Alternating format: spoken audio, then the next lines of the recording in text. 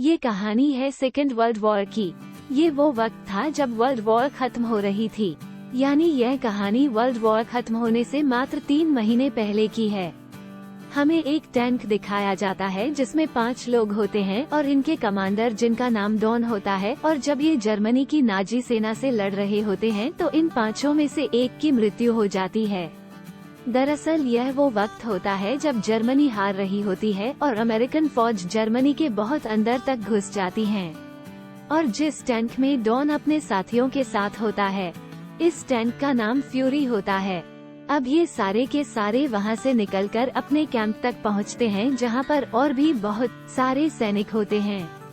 इनके एक साथी की मृत्यु हो चुकी है, इसीलिए अब इन्हें एक और साथी की जरूरत होगी और इसीलिए इनके टैंक के लिए एक नए सिपाही आता है। इसका नाम नॉर्मन होता है और वो डॉन के पास जाता है।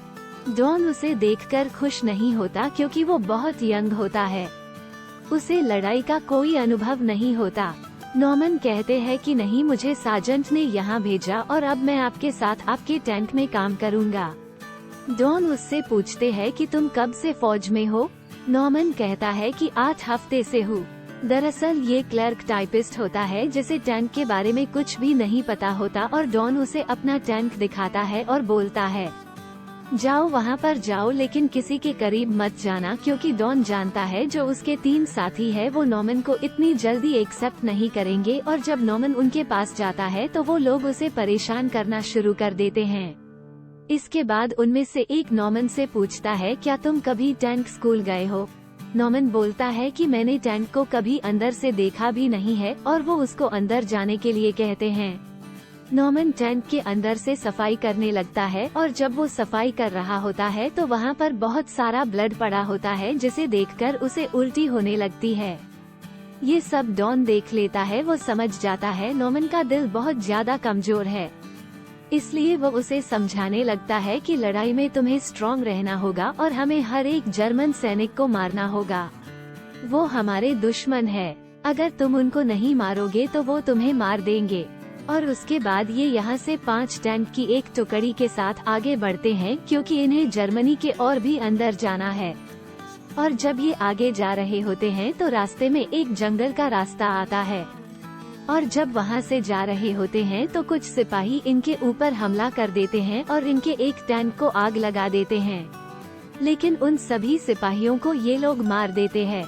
यहाँ पर गलती नॉर्मन की होती है क्योंकि वो सिपाही उसकी तरफ से आया था और वो चाहता तो उसको गोली मार सकता था, लेकिन उसने उसे गोली नहीं मारी। इस बात से डॉन को नॉर्मन पर बहुत गुस्सा आता है और अब ये लोग 4 टैंकों के साथ वहाँ से आगे बढ़ते हैं और ये एक जगह पहुँचते हैं। उस जगह डॉन एक ऑफिसर से मिलता है और वो ऑफिसर बताता है कि मेरी सेना की टुकड़ी एक जगह फंस चुकी है।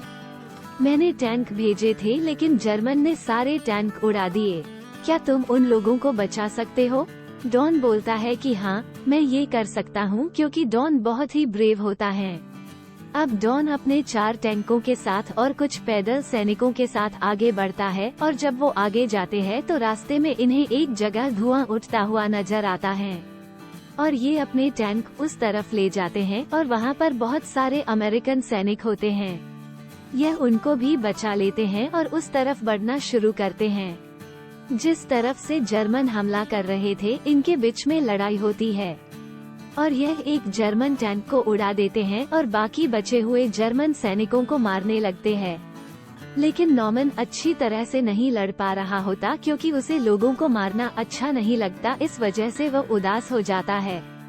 अब यहीं पर ये सब एक जर्मन सोल्जर को पकड़ते हैं और वो इस आदमी को डॉन के पास लेकर आते हैं। डॉन नॉर्मन को टैंक से बाहर बुलाता है और उसे बंदूक देकर बोलता है कि लो, इसकी पीठ पर एक बड़ा सा छेद बना दो। नॉर्मन कहता है कि मैं ऐसा नहीं कर सकता। डॉन बोलता है कि तुम यहाँ पर इन्हें मारने के लिए हो और जानते हो कि ये यहाँ पर क्यों हैं? ये तुम्हें मारने के लिए हैं। अब तुम इसे मारो नहीं तो ये तुम्हें मार देगा। डॉन नॉर्मन से कहते हैं कि तुम्हें इन सब चीजों से बाहर आना होगा, लेकिन नॉर्मन उसे मारने से मना कर देता है और तब डॉन नॉर्मन को पकड़ लेता है और उसके हाथ से जबरदस्ती गोली चलाता है और उसकी गोली से वो जर्मन आदमी मर जाता है। और डॉन वहाँ से चला जाता है और नॉर्मन वहीं पर मायूस बैठ जाता है। हालांकि डॉन ये दिखाता है कि वो बहुत सख्त है, लेकिन वो इतना सख्त होता नहीं है। दूसरे लोगों को मारकर उसे भी दुख होता है। नॉर्मन के सभी साथी जो उसके साथ टैंक में होते हैं वो उसे समझा रहे होते हैं। इसके कुछ देर के बाद ये सब के सब वहाँ से रवाना हो जाते हैं और वो एक शहर में पहुँचते हैं जहाँ पर जर्मन की नाजी सेना होती है और ये सब उनका मुकाबला करते हैं। यहाँ पर भी ये कई जर्मन सेना के लोगों को मारते हैं और साथ में नॉर्मन भी यहाँ पर काफी अच्छी तरह से लड़ाई लड़ता है। अब वो बदल चुका है। यहाँ पर डॉन को उसका सीनियर ऑफिसर बोलता है कि हम रात को यहीं पे रुकेंगे और सुबह यहाँ से चलेंगे, और अब ये पूरी की पूरी सेना रात को यहीं पर रुकने की तैयारी करती है। डॉन और नॉर्मन एक अपार्टमेंट में जाते हैं क्योंकि रात को इन्हें यहीं पे रुकना है। वहाँ पर एक लेडी और उसकी कजिन होती है और डॉन उस लेडी की कजिन को कुछ अंडे देता है और साथ में सिगरेट के पैकेट भी देता है ताकि वो उनके लिए अंडे बना सके, और वो उनके लिए अंडे बनाना शुरू करते हैं। नॉर्मन पास में रखे पियानो को बजाना शुरू कर देता है। उस लेडी की कजिन भी नॉर्मन को पियानो बजाते हुए देखकर बहुत ज्यादा खुश होती है। डॉन नॉर्मन को बोलता है कि ये लड़की बहुत अच्छी है, अगर तुम नहीं चाहते तो मैं इसे बेडरूम में ले जाता हूँ। और ये सुनने के बाद वो लड़की खुद नॉर्मन को अपने साथ बेडरूम में ले जाती है और इन दोनों के बीच में प्यार होता है। दरअसल जंग के दौरान ये सब आम बातें होती हैं। हालांकि नॉर्मन उस लड़की के साथ बिल्कुल भी जबरदस्ती नहीं करता और अब ये दोनों इमोशनली कहीं ना कहीं जुड़ जाते हैं और इसके बाद ये सब साथ मिलकर खाना खाते हैं। तभी वहाँ पर एक जवान आता है। वो बोलता है कि आप सबके लिए एक मिशन है, आप सबको चलना होगा, और ये सब वहाँ से जाने लगते हैं। डॉन अपने सीनियर ऑफिसर के पास जाते हैं और वो उसे बताता है कि प्लेन ने एक फौजी जमावड़े को देखा है, मैं चाहता हूँ तुम वहाँ पर जाकर उनको रोको। डॉन अपने साथियों के साथ वहाँ जाने की तैयारी करने लगता है, लेकिन तभी हवाई जहाजों से इनके ऊपर बमबारी की जाती है और सब के सब इधर उधर छुप जाते हैं और नॉर्मन भी टैंक के नीचे चला जाता है। और जब बमबारी खत्म होती है, नॉर्मन देखता है जिस घर में अभी तक वह थे वह घर भी इस बमबारी में तबाह हो जाता है। साथ में जिस लड़की से नॉर्मन प्यार करने लगता है वो लड़की भी इस बमबारी में मर जाती है। नॉर्मन का साथी नॉर्मन को जबरदस्ती टैंक में बैठा देता है और अब ये लोग चारों टैंकों के साथ आगे बढ़ना शुरू करते हैं। तभी रास्ते में इनके ऊपर एक टाइगर टैंक हमला कर देता है। Tiger tank second world war का सबसे शक्तिशाली टैंक था। अब ये सब के सब उस टैंक को तबाह करने के लिए, उसे नष्ट करने के लिए उस तरफ निकल पड़ते हैं, लेकिन वो टैंक एक एक करके इनके 3 टैंक को तबाह कर देता है और इनके सारे सैनिकों को मार देता है। और अब सिर्फ डॉन का टैंक फ्यूरी और दूसरा टाइगर टैंक आमने सामने होते हैं, लेकिन डॉन और उसके चारों साथी किसी भी तरीके से अपने टैंक से उस टाइगर टैंक को खत्म कर देते हैं। और यहाँ पर नॉर्मन भी सभी को बहुत बुरी तरह मारता है। अब वो पूरी तरह से फौजी बन चुका है। वो किसी को मारने से पहले सोचता नहीं है। और इसके बाद ये सब यहाँ से आगे बढ़ते हैं और तभी एक जोरदार ब्लास्ट होता है। दरअसल वहाँ पर लैंड माइन थी और उस ब्लास्ट से इनके टैंक की चेन टूट जाती है और अब टैंक आगे चल नहीं सकता है। डॉन नॉर्मन को पहाड़ी की चोटी पर भेज देता है ताकि वहाँ से वो नजर रख सके और कोई दुश्मन आ रहा हो तो नॉर्मन वापस आकर उनको बता सके और यह बाकी बचे हुए लोग टैंक की चैन को ठीक करने लगते हैं। नॉर्मन अपनी गन लेकर उस पहाड़ी पर पहरा देने के लिए चला जाता है और वहाँ पर नॉर्मन देखता है कि वहाँ पर बहुत सारे आर्मी के जवान इनकी तरफ आ रहे होते हैं। ये जानकारी नॉर्मन अपने साथियों को वापस आकर बता देता है।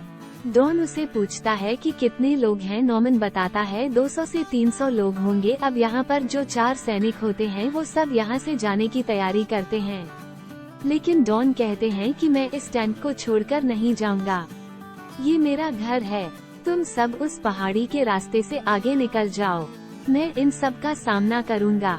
हालांकि वो उसे समझाने की कोशिश करते हैं, लेकिन डॉन किसी की बात नहीं सुनता और वो टैंक के ऊपर चढ़ जाता है और अपनी गन के साथ पोजीशन ले लेता है।